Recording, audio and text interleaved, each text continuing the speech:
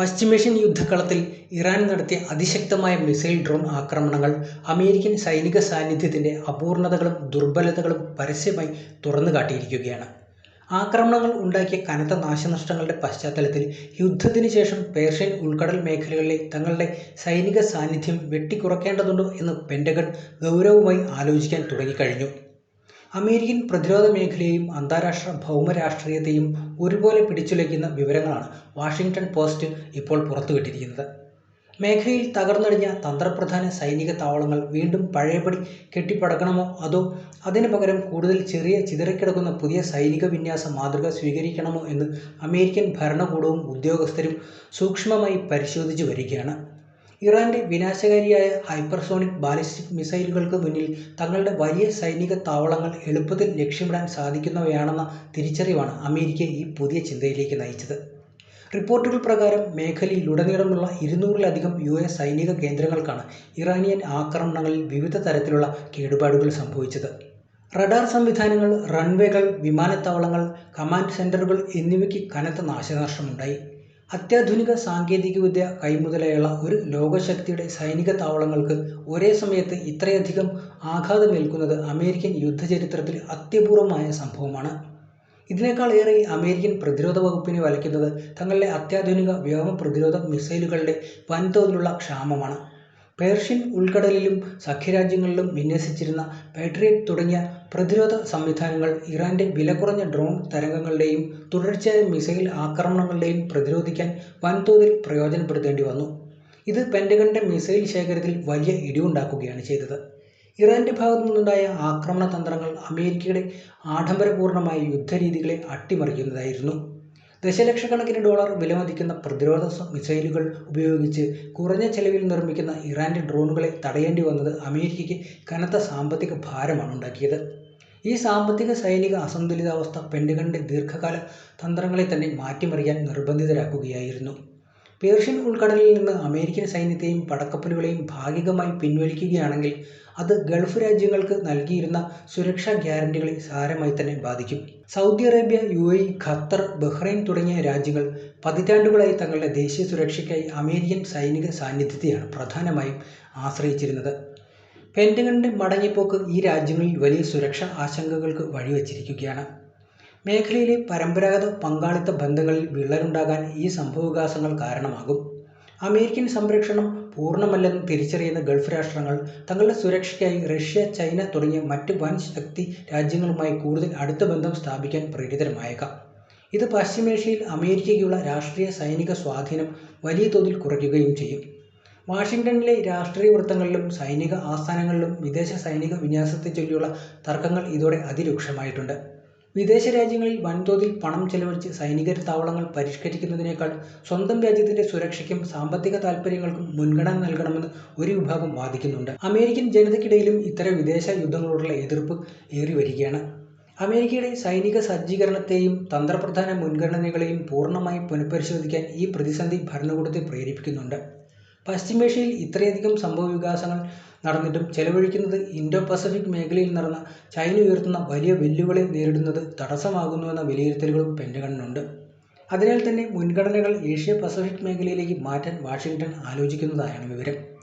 ഇറാന്റെ Islamic revolutionary guard corps കൈവരിച്ച ഈ യുദ്ധക്കളത്തിലെ നേട്ടം അന്താരാഷ്ട്ര തലത്തിൽ ടെഹ്റാന്റെ സ്ഥാനം വർദ്ധിപ്പിച്ചു കഴിഞ്ഞു. പാശ്ചാത്യ ഉപരോധങ്ങളെ മറികടന്ന് തദ്ദേശീയമായി വികസിപ്പിച്ചെടുത്ത മിസൈൽ ഡ്രോൺ സാങ്കേതികവിദ്യ ലോകത്തെ ഏറ്റവും വലിയ സൈനിക ശക്തിയെപ്പോലും പ്രതിരോധിക്കാൻ പ്രാപ്തമാണെന്ന് ഇറാൻ തെളിയിച്ചിരിക്കുകയാണ്. ഇത് മേഖലയിലെ ഇറാന്റെ സ്വാധീനം വർദ്ധിപ്പിക്കുകയും ചെയ്തിട്ടുണ്ട്. തകർന്നടിഞ്ഞ താവളങ്ങൾ വീണ്ടും നിർമ്മിക്കുന്നതിന് കോടിക്കണക്കിന് ഡോളർ ആവശ്യമാണ്. അമേരിക്ക നിലവിൽ നേരിടുന്ന കനത്ത സാമ്പത്തിക പ്രതിസന്ധിയും പണപ്പെരുപ്പവും കണക്കിലെടുക്കുമ്പോൾ ഇത്രയും ഭീമമായ തുക പശ്ചിമേഷ്യൻ സൈനിക അടിസ്ഥാന സൗകര്യങ്ങൾക്കായി വീണ്ടും ചെലവഴിക്കുന്നത് അമേരിക്കൻ കോൺഗ്രസിൽ വലിയ ചോദ്യം ചെയ്യലുകൾക്ക് വഴിവെച്ചിട്ടുണ്ട്. ചെറിയ ചിതറിക്കിടക്കുന്ന താവളങ്ങളിലേക്ക് മാറുക എന്ന ആശയം കൈക്കൊണ്ടാലും പശ്ചിമേഷ്യയിലെ അമേരിക്കൻ സൈനിക വിന്യാസത്തിന്റെ അടിസ്ഥാന അടിത്തറകളെപ്പോലും ഉലയ്ക്കുന്ന വിധത്തിലാണ് സമീപകാലത്തുണ്ടായ ഇറാനിയൻ മിസൈൽ ഡ്രോൺ ആക്രമണങ്ങൾ കടന്നുപോയത്. മേഖലയിലുടനീളം വ്യാപിച്ചിരുന്ന US സൈനിക കേന്ദ്രങ്ങൾക്ക് നേരെ ഉണ്ടായ അപ്രതീക്ഷിതവും ശക്തവുമായ തിരിച്ചടികൾ അമേരിക്കൻ പ്രതിരോധ സജ്ജീകരണങ്ങളുടെ അപൂർണതകളെ വെളിച്ചത്ത് കൊണ്ടുവരുന്നിരിക്കുകയാണ്. ദശകങ്ങളായി പേർഷ്യൻ ഗൾഫിലും സമീപ രാജ്യങ്ങളിലും നിലനിർത്തിപ്പോന്ന അമേരിക്കൻ പ്രഭാവം ഇനി എത്രത്തോളം പ്രായോഗികമാണെന്ന ചോദ്യം ഇതോടെ ആഗോളതലത്തിൽ ഉയർന്നു കഴിഞ്ഞു. യുദ്ധത്തിന് ശേഷം പേർഷ്യൻ ഗൾഫ് മേഖലയിലെ തങ്ങളുടെ സാന്നിധ്യം വെട്ടിച്ചുരുക്കേണ്ടി വരുമോ എന്ന് പെന്റഗൺ ഗൗരവമായി ആലോചിക്കാൻ തുടങ്ങിയിരിക്കുന്നുവെന്ന പ്രമുഖ അമേരിക്കൻ ദിനപത്രമായ വാഷിംഗ്ടൺ പോസ്റ്റിന്റെ റിപ്പോർട്ട് ഈ സങ്കീർണതയുടെ ആഴം വെളിപ്പെടുത്തുന്നതാണ്. മിഡിൽ ഈസ്റ്റിലെ തന്ത്രപ്രധാന മേഖലകളിൽ നൂറ്റാണ്ടുകളായി വളർത്തിയെടുത്ത സൈനിക ആധിപത്യം തുടരുന്നതിനാൽ വലിയ വെല്ലുവിളികൾ നേരിടുന്നത് അമേരിക്കൻ നയതന്ത്രജ്ഞരും സൈനികരും ഉദ്യോഗസ്ഥരും തിരിച്ചറിഞ്ഞിരിക്കുകയാണ്. നിലവിലെ സാഹചര്യത്തിൽ അടിസ്ഥാന സൗകര്യങ്ങൾ പുനർനിർമ്മിക്കുന്നതിനേക്കാൾ സൈനിക സാന്നിധ്യം കുറയ്ക്കുന്നതാണ് യുക്തിസഹമെന്ന വിലയിരുത്തലുകളിലാണ് അധികാരികൾ. മേഖലയിലുടനീളമുള്ള 200-ലധികം US പ്രതിരോധ കേന്ദ്രങ്ങൾക്കും അനുബന്ധ സൗകര്യങ്ങൾക്കും ഇറാന്റെ ഡ്രോൺ മിസൈൽ ആക്രമണങ്ങളിൽ കാര്യമായ നാശനഷ്ടങ്ങൾ സംഭവിച്ചിട്ടുണ്ടെന്നാണ് പുറത്തുവരുന്ന കണക്കുകൾ സൂചിപ്പിക്കുന്നത്. അത്യാധുനിക സംവിധാനങ്ങളാൽ സംരക്ഷിക്കപ്പെട്ടിരുന്ന വലിയ താവളങ്ങൾ പോലും കൃത്യതയാർന്ന ഗൈഡഡ് മിസൈലുകൾക്ക് മുന്നിൽ തകർന്നടിയുകയാണ്. ഇത് വെറുമൊരു ഭൗതിക നാശനഷ്ടം മാത്രമല്ല, മറിച്ച് അമേരിക്കൻ സൈനിക സാങ്കേതിക വിദ്യയ്ക്ക് മേൽ ഉയർന്ന വലിയൊരു ചോദ്യചിഹ്നം കൂടിയായിരിക്കുകയാണ്. ആക്രമണങ്ങളെ പ്രതിരോധിക്കാൻ അമേരിക്കൻ സേന ഉപയോഗിച്ച അത്യാധുനിക എയർ ഡിഫൻസ് സിസ്റ്റം ഉൾപ്പെടെയുള്ള ഇന്റർസെപ്റ്ററുകൾ വൻതോതിൽ തീർന്നുപോയത് പെന്റഗണിന് കടുത്ത തലവേദന സൃഷ്ടിക്കുന്നുണ്ട്. കോടിക്കണക്കിന് ഡോളർ വിലമതിക്കുന്ന പ്രതിരോധ മിസൈലുകൾ ചുരുങ്ങിയ ദിവസങ്ങൾക്കുള്ളിൽ ഉപയോഗിച്ച് തീർക്കേണ്ടി വന്നത് US പ്രതിരോധ വകുപ്പിന്റെ ശേഖരത്തെ വലിയ തോതിൽ ശോഷിപ്പിച്ചിരിക്കുകയാണ്. ഇത്തരം സംവിധാനങ്ങൾ വേഗത്തിൽ പുനഃസ്ഥാപിക്കുക എന്നത് നിലവിലെ ആഗോള സാമ്പത്തിക സങ്കീർണതകൾക്കിടയിൽ തികച്ചും പ്രയാസകരമായ കാര്യമാണ്. തകർന്നടിഞ്ഞ ഭീമൻ സൈനിക താവളങ്ങൾ അതേപടി പുനർനിർമ്മിക്കുന്നതിന് പകരം കൂടുതൽ ചിതറിക്കിടക്കുന്നതും ചെറുതുമായ സൈനിക വിന്യാസ മാതൃകയിലേക്ക് മാറുന്നതിനെക്കുറിച്ച് പെന്റഗൺ ആലോചിക്കുന്നുണ്ട്. ഒരൊറ്റ കേന്ദ്രത്തിൽ വലിയ തോതിൽ സൈന്യത്തെയും ആയുധങ്ങളെയും കേന്ദ്രീകരിക്കുന്നത് ശത്രുക്കളുടെ ആക്രമണത്തെ ലക്ഷ്യമാക്കാൻ എളുപ്പമാണെന്ന് നിലവിലെ യുദ്ധം തെളിയിച്ചു കഴിഞ്ഞു. അതിനാൽ തന്നെ കുറഞ്ഞ വിഭവങ്ങൾ ഉപയോഗിച്ച് പലയിടങ്ങളിലായി വ്യാപിച്ചു കിടക്കുന്ന പുതിയ തന്ത്രപരമായ നിലപാടാണ് അമേരിക്ക പരിഗണിക്കുന്നത്. വർഷങ്ങളായി ഗൾഫ് രാജ്യങ്ങൾക്ക് അമേരിക്ക നൽകിയിരുന്ന സുരക്ഷാ ഉറപ്പുകളിൽ വലിയ രീതിയിലുള്ള മാറ്റങ്ങൾക്ക് ഈ പുതിയ തന്ത്രം വഴിവെക്കും.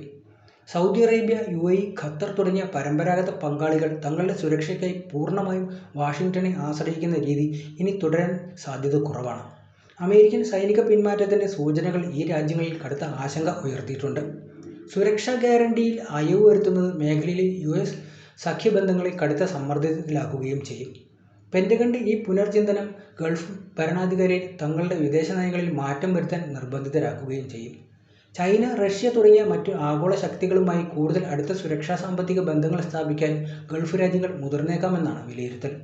ഇത് അമേരിക്കയെ സംബന്ധിച്ച് വലിയ നയതന്ത്ര തിരിച്ചടിയാവുകയും ചെയ്യും. ഈ സംഭവവികാസങ്ങൾ വാഷിംഗ്ടണിനുള്ളിലെ രാഷ്ട്രീയ ചർച്ചകളെ കൂടുതൽ ചൂടുപിടിപ്പിച്ചിട്ടുണ്ട്.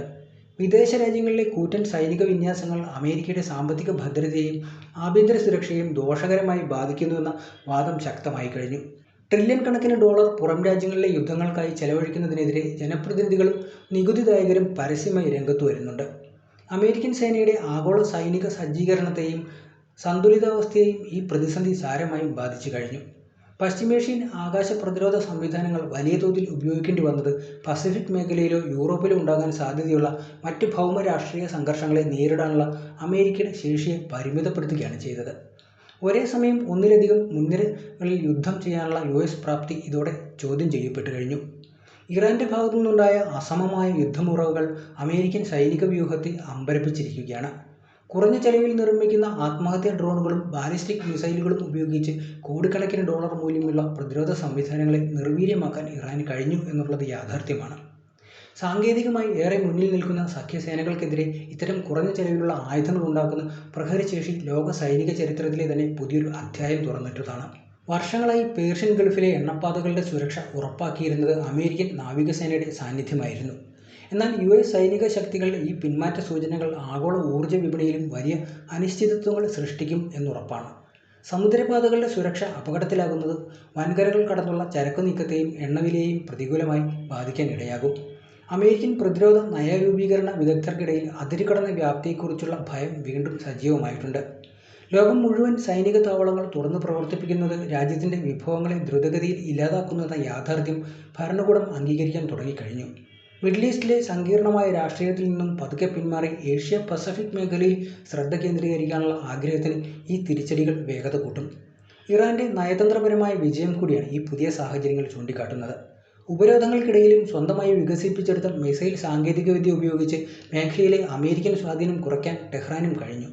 ഇത് മേഖലയിലെ പ്രാദേശിക ശക്തി സന്തുലിതാവസ്ഥയെ പൂർണ്ണമായും ഇറാന് അനുകൂലമായി മാറ്റിയെഴുതാൻ സാധ്യതയുണ്ട്. അമേരിക്കൻ സൈനിക കേന്ദ്രങ്ങൾ തകർന്നതോടെ ഇസ്രായേലിന്റെ പ്രാദേശിക സുരക്ഷാ കണക്കുകൂട്ടലുകളും തെറ്റുകയാണ്. പശ്ചിമേഷ്യയിൽ അമേരിക്കൻ സാന്നിധ്യം കുറയുന്നത് ഇസ്രായേലിനെ കൂടുതൽ ഒറ്റപ്പെടുത്തുകയും തങ്ങളുടെ സുരക്ഷയ്ക്കായി കൂടുതൽ ആക്രമണാത്മകമായ നിലപാടുകൾ സ്വീകരിക്കാൻ അവരെ പ്രേരിപ്പിക്കുകയും ചെയ്യും. ഇത് വരും ദിവസങ്ങളിൽ മേഖലയെ കൂടുതൽ അസ്ഥിരതയിലേക്ക് തള്ളിവിട്ടേക്കാമെന്നാണ് വിലയിരുത്തൽ. അമേരിക്കൻ കോൺഗ്രസിനുള്ളിൽ വിദേശ നയത്തെ ചൊല്ലിയുള്ള ഭിന്നത രൂക്ഷമായിരിക്കുകയാണ്.